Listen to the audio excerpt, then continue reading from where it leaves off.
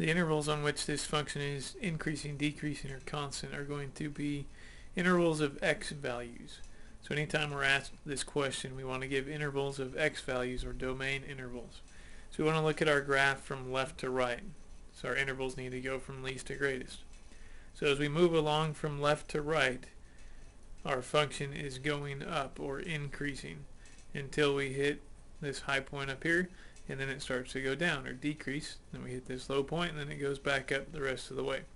So this function is increasing from negative infinity on the x-axis, meaning starting way out to the left and moving toward the right. It's still increasing until we get to negative 1. Again, remember these are x values.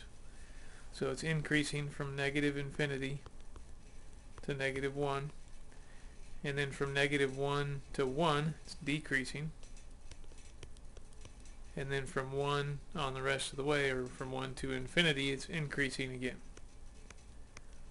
There are not any intervals on which this function is constant. And you'll notice that these intervals, in these intervals I only use parentheses, and that's going to be the case for this type of question. We can't include these endpoints because a function can't be increasing or decreasing at a certain specific point. So we want to make sure and use parentheses so that we always have open intervals which allow for some movement.